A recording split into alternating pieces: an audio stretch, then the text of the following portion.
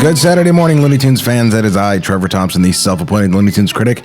And we were so successful with Greg Ford's commentary of Night of the Living Duck last month, so I thought I would put some more of his interview from my Quackbusters review together, this time for a Duxorcist commentary. So we're going to hear now about how this cartoon was the very beginning of what I called the Lennon-Ford era, working with Mel Blanc on some of his last ventures as the Looney Tunes characters, and how Tiny Toon Adventures, a year or so later, led to Greg and Terry's last two cartoons, Invasion of the Bunny Snatchers and Blooper Bunny. Also, Greg's going to talk about what Chuck Jones and Friz Freeling thought of the cartoon, and what it's like interacting with Warner Brothers executives of the day, like one of this cartoon's producers, Steve Green. Steve Green was a producer who was not, not an unfunny person. I mean, maybe not deliberately, but he was very funny. And the early ones, Duxorcist, around that time, Night of the Living Duck, he was very much an 80s guy, and very ambitious. I remember Chuck drew a picture of him as Sammy Glick, and What Makes Sammy Run, and except he had a Coke spoon around his neck or something, it was like... I'd love to see that picture. But it was funny. But he was funny. He was the incarnation of that thing that you can do. He'd say things that were really stupid, and you could put them in Daffy's mouth, and it worked. Yeah. Do you have any other great stories that you could tell about working with Mel? Well, we weren't getting a lot of Mel a lot of the time. He'd been through strokes and one thing and another, for a long time. He was in the hospital. So, we only got sort of half Mel, and even if he sounded like Barney Rubble, we said, okay, fine. It's Mel. Although we did a lot of editing of, believe it or not, at that point, the sound was edited on audio, on film. There was no, we were recording, and then so we had to edit it. We edited it like a film. Like we would change syllables sometimes, just on the syllables or T sounds or whatever, just to make sure, it sounded okay. But it was a lot of work. Jim Champion was the editor. Who was the son of Ken Champion, the animator. It was a struggle. So, but every once in a while, suddenly the whatever was holding him back just dropped away, and it was like, there was a Keane painting, and you realize, oh my God, there's a Rembrandt underneath the Keane painting. It's like that's a good comparison. It was such a shock. It's like, holy shit. There were times at the booth we was like, holy smokes. At the time of making the shorts, and you said you were friends with Chuck and Friz, did they like what you were doing? Did they like the shorts in the movie? Yeah.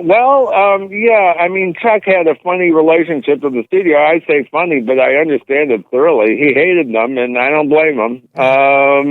He probably didn't say that at the time, but, I sympathized, and he'd come over to see me and Terry only on numerous occasions. We ran the Duxorcist board by him, or the early stage. Also, Phil Monroe, the animator Phil Monroe, looked at it and made some very intelligent suggestions. And Friz was there more. He was funny. Friz was very helpful just in terms of not making you feel like an idiot, He was he's a much smarter person than people, I think, give him credit for. He was because he allowed himself to be caricatured so much. Of course, the reason he did that is that, he gets, great, somebody Sam, I can get 40 cartoons out of him, it's like... Yeah. Yeah. He was very practical, but he was... Chuck on the surface was an intellectual almost, but, Friz was not. But Friz was, deeply intelligent artist, I would say, as well. Let's put it that way. I've often referred to the late 80s and early 90s as the Lennon-Ford era. I put Terry's name first only because I'm a Beatles fan and it sounds like Lennon-McCartney.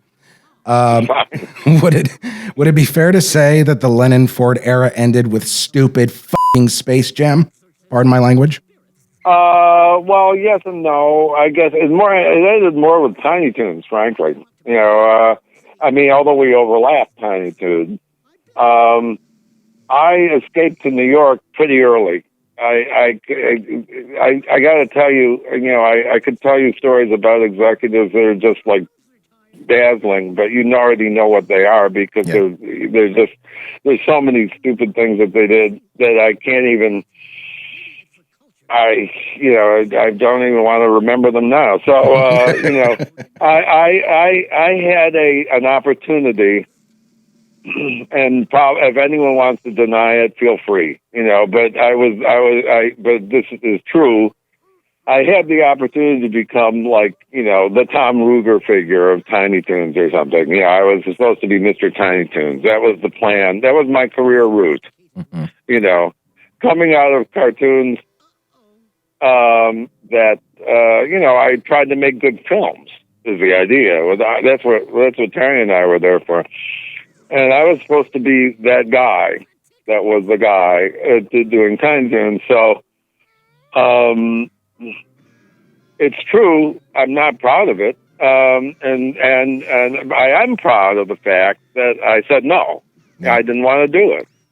You know, and as a substitute for that, they said, well, what do you want to do? I said, I just want to make these cartoons, you know, and I don't want to do them in New York because I can't stand it here.